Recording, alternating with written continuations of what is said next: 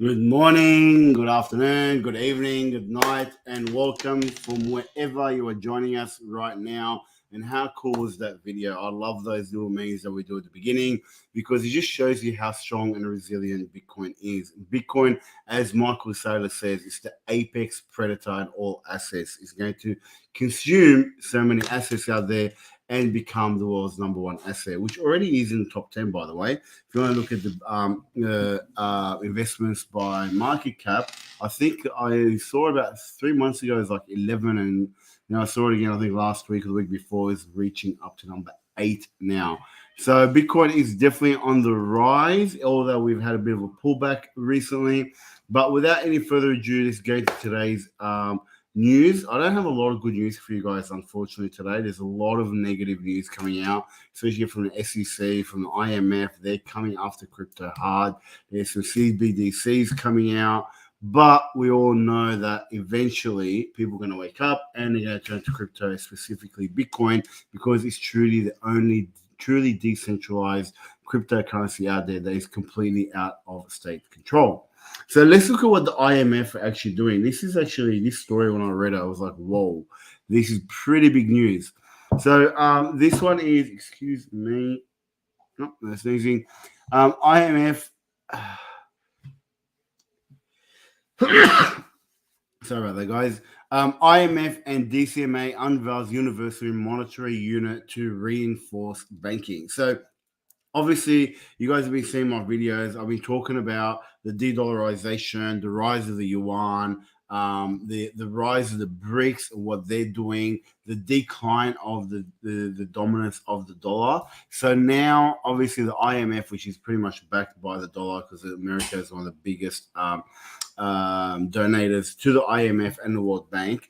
Now they're looking, so UMU launched at the IMF spring meeting and aiming to bolster monetary sovereignty. Banks can use UMU to securely connect SWIFT codes and accounts to digital wallets for real-time cross-border payments. UMU features innovative cryptographic technologies, including stake proof of trust, calling a spot, protocols, and AI-powered central banking monetary policy framework. Now, if we were to really read that and understand what they're saying, this is just saying that they're looking at copying crypto, calling it some new fancy name, staked proof of trust. I have no idea what that is. There is no trust by having it in the bank, and especially the IMF. We spoke about the Fed Now system that's been launched in July. This could actually be an extension to that, allowing for this token to be used for cross-border payments and real-time cross-border payments. It is definitely a CBDC. There's no question about that. Although the IMF has not endorsed it 100%, they did not object to it. Okay, so Tobias Adrian, financial counselor of the IMF, emphasized the need for a multilateral platform to improve cross-border transactions, stating that such platform could transform foreign exchange transaction, risk sharing, and financial contracting. Hello, Bitcoin. Bitcoin answers all of these, and Bitcoin is the original and only true decentralized one. The Universal Monetary Unit seeks to offer a legally recognized monetary commodity that can be transacted in any legal tender settlement currency, symbolized by the ANSI character U with the two dots. The UMU operates like a CBDC, enforcing banking regulation and protecting the financial integrity of the international banking system. It also embarks bank security, connecting SWIFT codes to account for digital wallets and facilitating real-time border payments. So it is like a CBDC to allow to obviously to protect the financial integrity of the international banking system, because all that they want is control. With control, they can control the world. So the EMU, using the stake stake proof of trust protocol, which is a multi-dimension distributed ledger technology and artificial intelligence powered central banking monetary policy framework. The DCMA introduced UMU as Crypto 2.0. So they're already trying to rename it as Crypto 2.0 as the better crypto to fool the people that are out there that don't know anything about what's going on. They're using fancy words like stake proof of trust, calling it spot, and a multi-dimensional distributed ledger technology, MDLT. So blockchain is a distributed ledger technology anyway. They just call it now a multi-dimensional. They're adding artificial intelligence. Pretty much everything they're talking about here is setting up this token to be a way to control international trade and make the SWIFT system stronger. Now, we also know, as you guys have been watching and seeing recently from me, that the BRICS and the rise of the yuan is actually challenging this. So it will be interesting to see what happens moving forward. Next up, we've got the SEC. SEC targets DeFi and vote to revisit proposal concerning the definition of an exchange.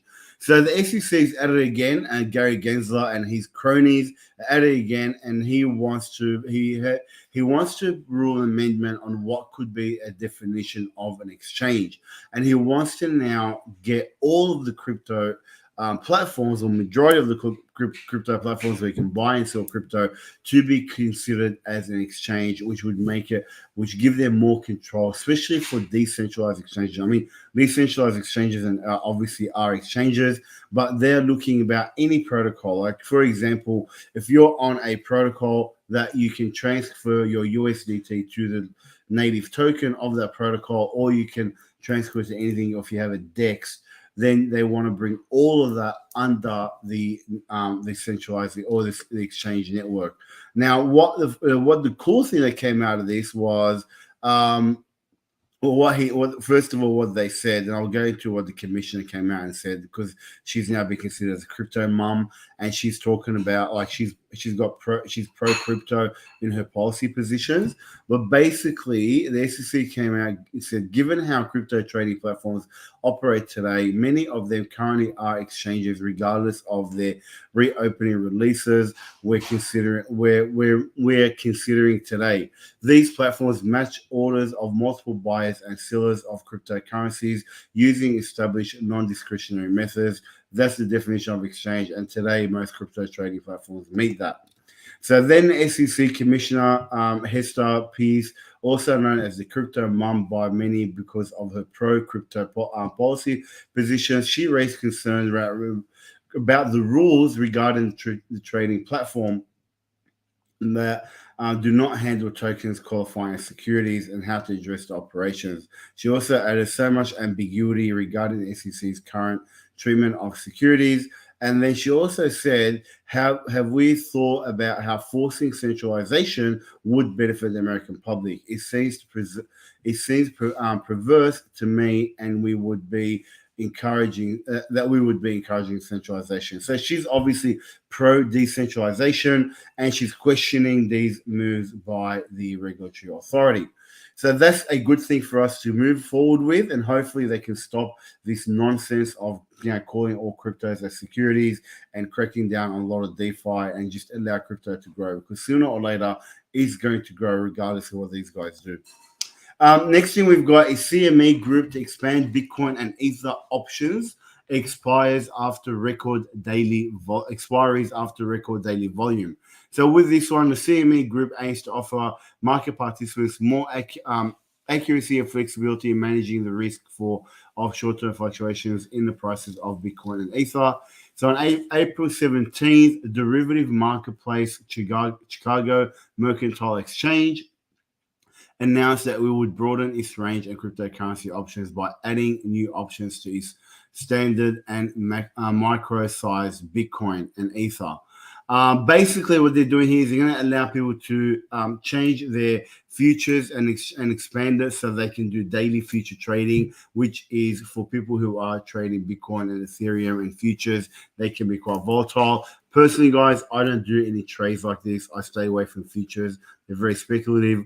I just like to invest and put my crypto and my Bitcoin away in cold storage.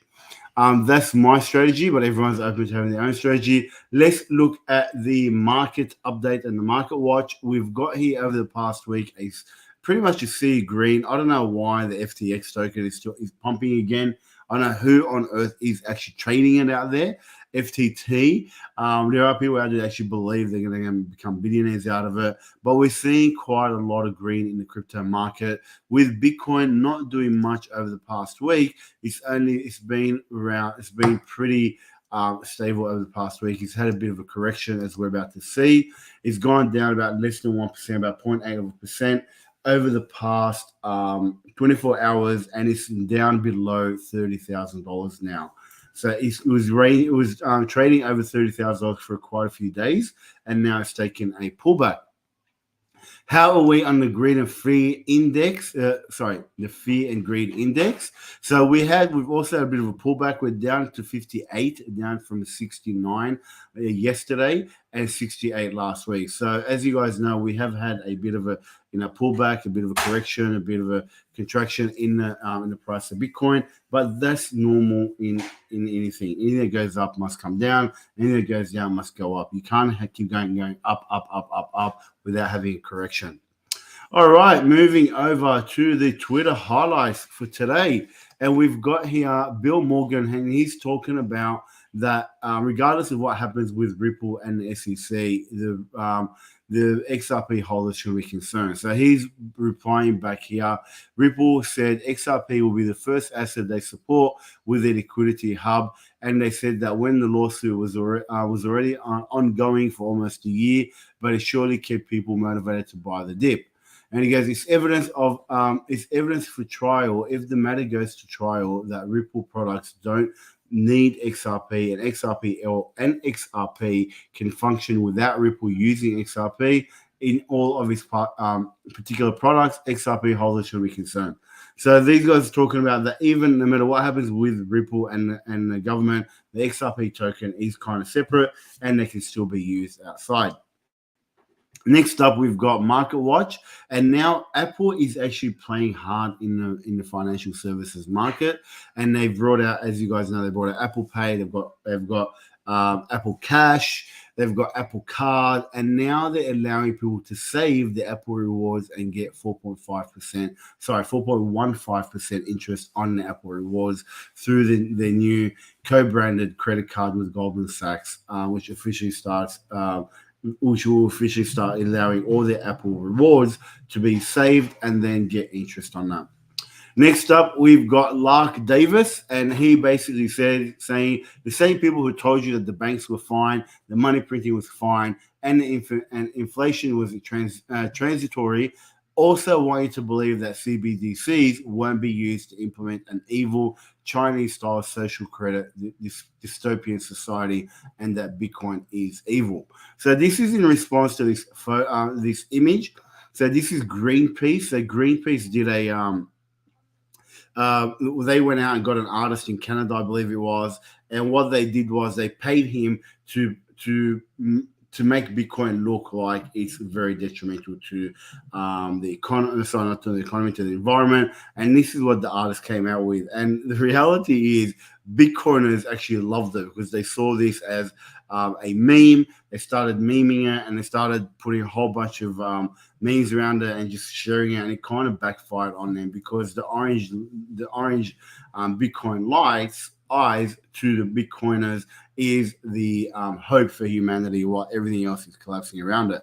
So they kind of went against them. But basically, like Dave was talking about, these are the same people who want to push CBDCs on us, even though that they've been wrong about inflation, they were wrong about the banks, they were wrong about the money printing, they were wrong about so many things, and now they want to enforce these CBDCs on us and tell us it won't be used for evil.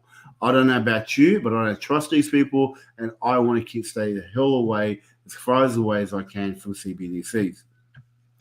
All right, last but not least for the day, team, we've got our adoption highlights. And this is pretty big news. Uniswap launches iOS mobile wallet in select countries. So Uniswap Uniswap has been it's been kind of blocked by Apple for a while, because every time they've been applying to go on the Apple, every time they go on the Apple Play Store, they keep getting blocked and not allowed. But finally, Apple has allowed Uniswap to be listed and their app to be listed across multiple countries. So this was announced by Uniswap on their Twitter, and they said, "This is not a drill. The Uniswap mobile wallet is out of Apple jail and now lives in most countries." So this mobile wallet allows the users to swap Ethereum, Polygon, Arbitrum, and Optimism, as well as connect the Ethereum app through Wallet Connect. So this is now out in on Apple for Apple users. So that's good news for those that use Apple. Personally, I'm a Samsung fan and don't go down the Apple path. I actually had a tweet, a memory come up today on my Facebook about, and I think I did it about 9 or 10 years ago, where I was complaining about my Apple. When I was working in corporate, I was given an Apple and I was complaining how shit they were. Anyway, that's my view on Apple. I won't go in there. Everyone's free to do and use what they want. Next up, we've got OKX Manchester City. Captain Ilkay Gundogan launches football masterclass in the metaverse. So this is a combination between OKX and Manchester City football team, and what they've done is they've done a masterclass in the metaverse for people that want to learn how to play soccer or football, as they call it. They can even create their own tactics. They can create their own NFTs. They can create their own players, and they can have a lot of fun in the metaverse while learning from some pretty high-end players on how to get better at soccer. Last but not least, we've got CoinFest Asia is back in 2023. So this will be in Bali on the 24th and 25th of August. So if anyone's going there, and this year's theme is Web 2.0. Now, why are they talking about Web 2.0? Because, as you guys know, most of the stuff that we use right now on the internet is Web 1.0. Web 2.0, where, Facebook, Google, all the social media, they're all Web 2.0 because it's two-way interaction. Web 1.0 was just the old website where you can just read information, and you can't really interact. You have to send an email or whatnot. Then we had Web 2.0. We've got forms, and now you can put comments and everything else.